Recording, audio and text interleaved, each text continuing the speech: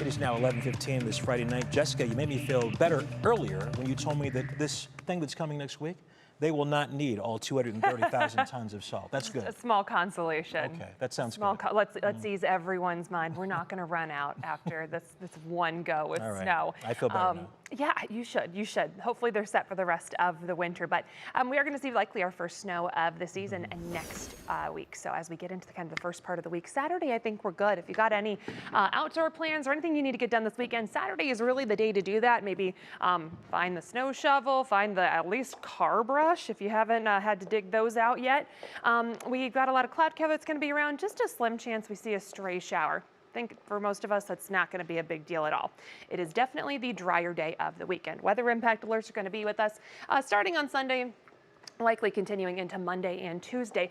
Sunday, we will see rain arriving Saturday night and into Sunday. So Sunday we'll have rain around, some stronger winds, and temperatures will be falling, especially through the second part of the day. So we will eventually get a transition from rain to snow as the coldest air we've had so far this season moves in. Temperatures likely just struggling in the 30s for Monday and Tuesday. So it's definitely going to be cold enough for snow, and our winds will be shifting around. So that's going to mean some good lake effect potentially setting up, particularly on Monday. We're going to watch for that, and then we could have some of that lingering into Tuesday. I think Monday is going to be the biggest day as far as impacts on the roadways. So what do we know? What do we not know? We know a system's coming our way Sunday and into Monday. We know we're going to have rain transitioning to snow. The key here is when that transition happens. One of the keys, I should say.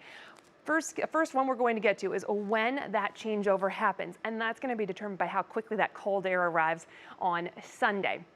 The other thing we're going to watch very closely is how exactly our winds shift. Winds will be shifting to the north and then eventually the northwest. So that is going to play into our lakes with the lake effect snow. That wind direction is going to be very important with what kind of moisture we can get from the lakes and where we're going to see that lake effect setting up. And it's really going to be all about where that lake effect sets up with who does and doesn't see snow and who doesn't see accumulations. It's really going to be dependent on those winds.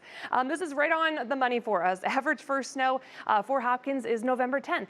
Monday is November 10th. So right on schedule. We do have the system all the way still off to our west. It's coming off the Rockies, moving through Canada and the far northern plains. So that's going to be moving our way as we go through the weekend.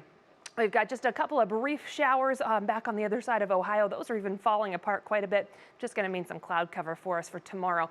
Rain chances very minimal for Saturday. Rain earlier has moved off, so we've had a decent evening. We're going to be fairly quiet for the rest of tonight.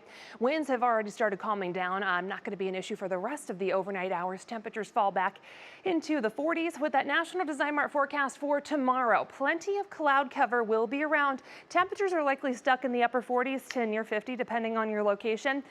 There is a chance we get a couple of stray showers out there tomorrow, but I think most of us are going to be fine. Better rain potential is going to be moving in with this next system Saturday night and into Sunday. So rain will be likely for us for a majority of the day on Sunday. At least on and off showers will be likely. Temperatures will try for 40s to near 50. Again, the question is going to be when we get that colder air to move in and that changeover to snow. The earlier evening model was pretty quick with that transition.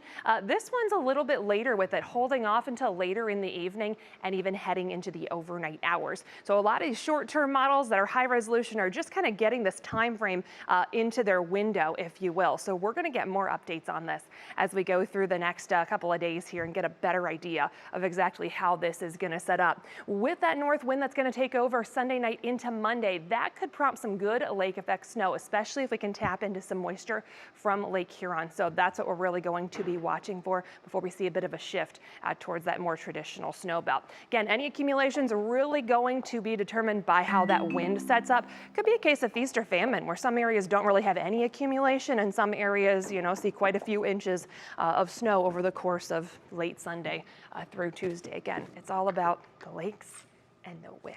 And over the weekend, of course, you're going to have more timing, better ideas on what's going to happen and when. Absolutely. We'll get more of those kind of short-term, high-resolution models to chime in, and those should give us a much better idea of how things are going to set up. All right, Jessica, thank you.